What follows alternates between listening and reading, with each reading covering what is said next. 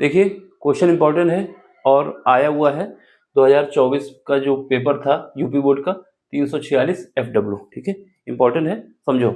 इसमें क्या है, काइनेटिक एनर्जी यानी गतिज ऊर्जा, और इसके बाद जो हमारे पास आवृत्ति है, ठीक है, आपतित प्रकाश की आवृत्ति म्यू के बीच ग्राफ दिया गया है। इंटू 10 की पावर 14 गीगाहर्ट्ज का मतलब है कि अगर 1 लेते हैं तो इसके आगे लिखेंगे, बाकी पावर आएगा, 2 लेंगे तो इसके आगे लिखेंगे, बाकी ये पावर रहेगा।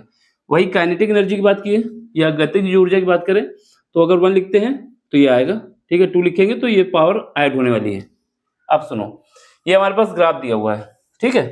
तब हम कोई भी हमारे पास प्रोटॉन होता है, ठीक है, इसका सोल्यूशन देख लो, बिल्कुल सिंपल सा है, कोई दिक्कत नहीं आएगी। ये मान लेते हैं कि हमारे पास एक सरफेस है, इस सरफेस से हमें क्या निकालना है, एक इलेक्ट्रॉन को निकालना है। किसको निकालना है, इलेक्ट्रॉन को निकालना है। तो इलेक्ट्रॉन को निकालने के लिए हमने क्या किया है, यहाँ पर एक प्रकाश की वेव आपतित की है जिसकी एनर्जी जो है वो क्या है, ई है, और जिसकी वेव जो हमारे पास आवृत्ति है इसकी कितनी है, म्यू है, ठीक है। तो यहाँ पर ये लाइट पड़ेगी, जो इसकी एनर्जी है वो क्या होगी, एच न्यू होगी, है ना। एच हमारा प्लांक नियतांक होता है, यहाँ पर पड़ेगी। तो यहाँ से एक काम होगा कि इलेक्ट्रॉन को इसके सरफेस से निकाला जाए, तो उसको क्या कहेंगे, कार्य फलन, यानी इसको इलेक्ट्रॉन को इस सरफेस से निकालने के लिए किया गया कार्य, जिसको हम लोग फाई से लिखते हैं। किससे लिखते हैं, फाई से। तो एक तो फाई आएगा, ठीक है। फिर उसके बाद क्या होगा, ये इलेक्ट्रॉन जो है यहाँ से मूव करके यहाँ जाने के लिए इसको कुछ गतिज ऊर्जा चाहिए, तो यहाँ पर जो एनर्जी होगी वो ई के होगी। हमने ई एनर्जी दी है, वो ई एनर्जी हमारे किस रूप में डिवाइड हुई है, पहला फाई के रूप में जो इस सरफेस से इलेक्ट्रॉन को निकालना था उसको, दूसरा इसको गति देने के लिए काइनेटिक एनर्जी। तो हमारे पास जो एनर्जी हो गई है, प्रोटॉन की एनर्जी हो गई, वो क्या हो गई, ई इज इक्वल टू हो चुकी है फाई प्लस ई के, ठीक है। यहाँ पर एच जो होता है वो क्या होता है, एच न्यू होता है, क्या होता है, एच न्यू होता है।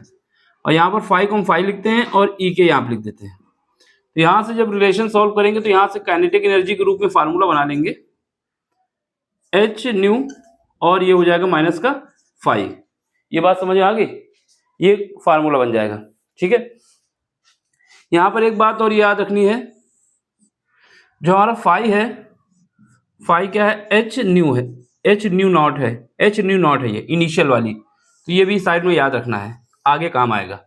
अब देखो, अब क्या करना है, ये जो ग्राफ है हमारे पास, जब ग्राफ बनाते हैं तो यहाँ वाई एक्सेस होता है, यहाँ एक्स एक्सेस होता है। तो इसके लिए जो इक्वेशन होती है वाई बराबर एम एक्स प्लस सी, वाई बराबर क्या होता है, एम एक्स माइनस सी। माइनस सी क्यों ले रहा हूँ कि यहाँ पर वाई का जो है निगेटिव वाला पार्ट लेना है हमको, इससे कंपेयर करो। जब इससे कंपेयर करोगे तो वाई की जगह क्या है, ई के है, एम की जगह क्या है, एच है, और सी की जगह क्या है, फाई है। तो एम क्या है हमारा, एम जो है हमारा वो है एच के बराबर, जो कि प्लांक नियतांक है। सी क्या है, सी हमारा बराबर है फाई के, और इसके बाद और कुछ चाहिए, और कुछ नहीं चाहिए, ठीक है। तो इतना हो गया, अब आपका क्वेश्चन सॉल्व हो जाएगा। यहाँ पे अगर हम y की वैल्यू निकालना चाहते हैं, अगर इस इक्वेशन में y की वैल्यू निकालना चाहते हैं तो x की वैल्यू 0 रखते हैं ना, x का मान 0 होना चाहिए। जब x का मान यहाँ 0 रखोगे तो y की वैल्यू कितनी आएगी, माइनस का c आएगी। तो वही काम इसमें करना है। तो जब इसमें e के ये हम h की वैल्यू 0, सॉरी म्यू की वैल्यू 0 रखेंगे तो फाई के बराबर आ जाएगी ना। जैसे हम y बराबर एम एक्स प्लस सी का यूज करते हैं, अब हमें पता करना है कि ये c कहाँ पे होगा, तो उसके लिए क्या करते हैं, x की वैल्यू 0 रखते हैं, तो यहाँ से y की वैल्यू आती है माइनस का c, और y एक्सिस जो माइनस आता है वो नीचे की तरफ आता है, तो इसका मतलब क्या है, ये 2। तो कुल मिला के आपको क्वेश्चन में जो दिया गया था ये वैल्यू, कौन सी वैल्यू, ये जो वैल्यू थी, ये यहां से लेके यहां तक कितना है, माइनस का 2 है। जो ये हमारे पास क्या है, ये हमारे पास c है, क्या है, c है। c बोले तो क्या है, फाई है। तो यहां से हम जब करेंगे तो क्या आएगा, ये हमारा c होगा। तो यहां से हमारे पास इन दोनों को कंपेयर करोगे तो माइनस का फाई इज इक्वल टू क्या आ जाएगा, माइनस का c इज इक्वल टू आ जाएगा माइनस का 2। ये बात समझ में आई, क्योंकि ये नहीं समझ में आएगा तो उड़ जाएगा क्वेश्चन। यहाँ पर जब हम y बराबर एम एक्स प्लस सी की लाइन बनाते हैं, जैसे एक ग्राफ दिया हुआ है, तो हमको अगर y की वैल्यू निकालना होता है तो यहाँ पर x की वैल्यू 0 पुट करते हैं, तो c की वैल्यू निकल आती है। तो c की वैल्यू जो आएगी वो हमारे पास निगेटिव आ रही है, तो इसका मतलब नीचे आएगा y पे ना। तो वही काम इसमें किया है। तो यहाँ से हमने क्या किया, c की वैल्यू जब कंपेयर किया तो कितनी आई, माइनस का 2 आई है। तो यही जब इन दोनों की कंपेयर करोगे तो फाई की वैल्यू क्या है, c के बराबर है, या माइनस सी बराबर माइनस फाइव, ये किसके बराबर है, -2 के। तो हमने लिख दिया, ठीक। अब सुनो, ये जो वैल्यू लिखेंगे, हमने क्या बोला, इसको इसके साथ मल्टीप्लाई करना होगा।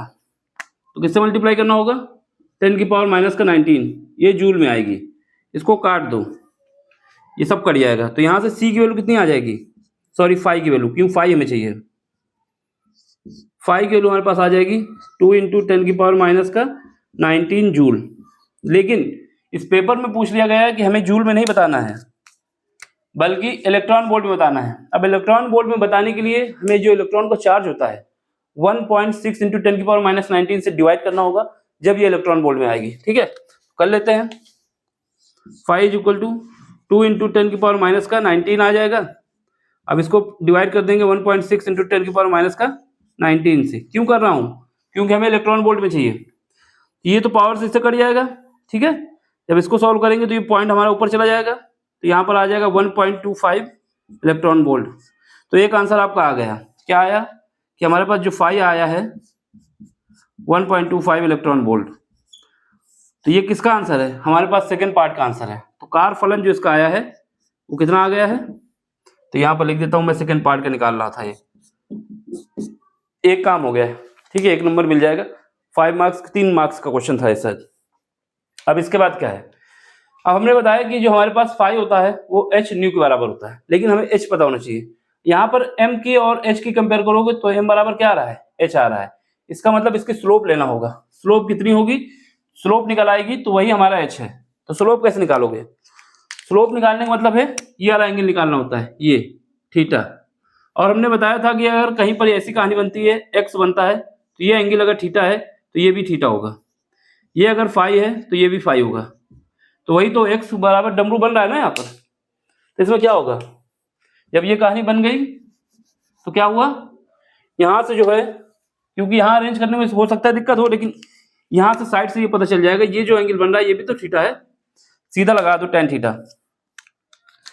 tan थीटा क्या होता है, ये तो 90 डिग्री होगा, ये तो कंफर्म है क्योंकि एक्सेस है 90 डिग्री पे होती है, ये तो 90 डिग्री होने वाला है। तो यहाँ पर क्या है, tan थीटा होता है, यहाँ पर tan थीटा यानी m जो tan थीटा होता है वो क्या होगा, वो क्या होगा, यहाँ रिंग लाइट तो नहीं है, ठीक है। तो यहाँ पे क्या होगा, ये कितना है, ये हमारे पास 2 है। ठीक है, यहाँ माइनस से मतलब नहीं होगा, मैग्नीट्यूड लेना होगा। और ये कितनी डिस्टेंस है यहाँ से, ये 3 है। अब इसके बाद पावर कितनी है, इसकी पावर कितनी है 10 की पावर माइनस का 19 है। और नीचे वाली की पावर कितनी है, ये अगर नीचे वाली वैल्यू रखना है एक्स एक्सेस वाली तो ये रखना है ना, तो मल्टीप्लाई किससे करोगे, माइनस प्लस का 14 से। ठीक है, ये सब समझ में आना चाहिए एक एक स्टेप। 2 को 10 की पावर माइनस 19 से मल्टीप्लाई क्यों किया, क्योंकि ये हमारे पास एनर्जी वाला था, वाई एक्सेस पे था। 3 को 10 की पावर 14 से मल्टीप्लाई क्यों किया, क्योंकि ये फ्रिक्वेंसी का था, इस तरफ वाला था ना, ये इस तरफ की वैल्यू थी। चलो अब इसको सॉल्व करेंगे तो यहाँ से कितना आ जाएगा, जब सॉल्व करेंगे तो यहाँ पे देख लो, सॉल्व करने से हमारे पास कितना आने वाला है, ये पावर कितनी है 14 है, ये ऊपर जाएगी माइनस का हो जाएंगी, इसको डिवाइड करो कितना आएगा, पॉइंट का 667 आ जाएगा। और दोनों को ऐड करोगे 14 और 19 ऐड होगी तो माइनस का 13 आ जाएगा। ठीक है, तो यहाँ से हमारे पास क्या हुआ, जो m है वही h है, जो m है वही तो h है हमारे पास। क्या गया ये, तो ये हमारा h है। एक पावर कम कर लो, h इज इक्वल टू क्या आ जाएगा, पॉइंट, एक पावर जब बढ़ा दोगे तो ये क्या है, इसमें पावर बढ़ा देना हमें, ये आ जाएगा मेरे पास 6.67 इंटू 10 की पावर माइनस का 34। ठीक है, तो ये हमारे पास h की वैल्यू आ गई, तो इसका भी आंसर आ गया। तो यहाँ पे लिख देते हैं, चलो इसकी यूनिट लिख लेना। ठीक, यूनिट लिखने के लिए क्या कर सकते हो, एनर्जी के रूप में होता है तो हमारे पास एनर्जी की क्या होती है, जूल होती है, और ये फ्रिक्वेंसी की गीगाहर्ट्ज होती है, तो जूल पर सेकेंड हो जाएगी, जूल सेकेंड, जूल पर सेकेंड नहीं सेकेंड हो जाएगी। ठीक है, जूल सेकेंड इसकी एनर्जी हो जाएगी। अब सुनो दूसरी बात, तो ये हमारे 2 पार्ट का आंसर आ चुका है, तीसरा पार्ट ये था, तो ये हमने तीसरा पार्ट बता दिया। ठीक है, कैसे बताया देख लो एक एक स्टेप। अब बात आई है क्या है, दहेली आवृत्ति। यहाँ पर जो म्यू नॉट है यही हमारा दहेली आवृत्ति है, यानी स्टार्टिंग जो आवृत्ति इनिशियल फ्रिक्वेंसी थी ये है। ठीक है, दहेली आवृत्ति म्यू नॉट को कहते हैं। ये कैसे निकलती है, वर्क फंक्शन को h से मल्टीप्लाई करने के बाद। तीसरा पार्ट का भी आंसर देख लो, यहाँ पर कहाँ पे बता दें, यहीं बता देते हैं ना, यहाँ पर बता देते हैं। दूसरी, ये पहला पार्ट है, पहला पार्ट है तो यहाँ पर बता देते हैं। ठीक है, क्योंकि सीक्वेंस से मैटर नहीं करता, आंसर निकालना होता है। अब सीक्वेंस निकालते तो दिक्कत आ जाती है ना। चलो फाई की वैल्यू हमने कितनी निकाली है, जो जूल में निकाले उसी को ले लेते हैं। फाई की वैल्यू हमने ये वाली जूल वाली निकाली है, इसको ले लेते हैं। ठीक है, तो यहाँ से फाई इज इक्वल टू क्या है, H new not. New not की वैल्यू, म्यू नॉट की वैल्यू, न्यू नॉट नहीं म्यू नॉट। फाई कितना है, फाई हमारे पास ये है 2 इंटू 10 की पावर माइनस का 19 है। ठीक है, इज इक्वल टू, फिर एच, एच कितना निकाला, ये वाला वैल्यू रखता हूँ मैं, एच की वैल्यू ये वाली रखता हूँ मैं। ठीक है, एच की वैल्यू कितना, 2/3, यहाँ पर 10 की पावर माइनस का 19 है, और यहाँ पे नीचे क्या है, 10 की पावर 14 है। ठीक, ये अरेंज करने के लिए इसलिए था कि इसको हम ऊपर से काट सकते हैं, ये तो कट जाएगा, कट गया ना। और यहाँ पर क्या है, ये म्यू नॉट है, तो यहाँ से हमारे पास म्यू नॉट की वैल्यू कितनी आ गई, 3 इंटू 10 की पावर 14, ये हमारे पास हर्ट्स आ गई, हर्ट्स आ गई, हर्ट्स। तो देख लो, समझ लो, ये सारे आंसर आ, पहला आंसर ये है, दूसरा ये है, तीसरा ये है। सीक्वेंस पे मैटर नहीं करता है, आपको आंसर निकाल के दिखाना होता है। ये रहा एक आंसर, दूसरा आंसर ये रहा, और तीसरा आंसर ये रहा। ठीक है, समझ में आया हो तो लाइक कर देना, शेयर कर देना, सब्सक्राइब कर देना।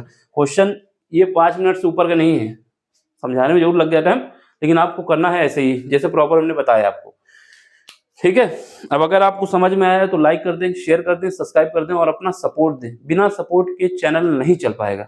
हम आप सबसे रिक्वेस्ट करते हैं आप सपोर्ट करें। ठीक है, सपोर्ट करेंगे तो ये चैनल बढ़ता रहेगा आगे, और हम इस काम को आगे करते रहेंगे। कहीं पर भी क्वेश्चन में समस्या आती है, इंग्लिश मीडियम हो चाहे हिंदी मीडियम हो, क्वेश्चन पूछ सकते हैं हमसे। ठीक है, फिजिक्स, केमिस्ट्री, मैथ, फिर आगे चल के और भी सब्जेक्ट पढ़ाएंगे, फिलहाल अभी तो यही 3 है। अब इसका स्क्रीनशॉट ले लो, समझ लो, इंपॉर्टेंट क्वेश्चन है, और कहीं पर भी कोई दिक्कत आती है तो पूछ सकते हैं। ठीक है, अब मिलते हैं अगले लेक्चर में अगले क्वेश्चन के साथ। Thank you for watching.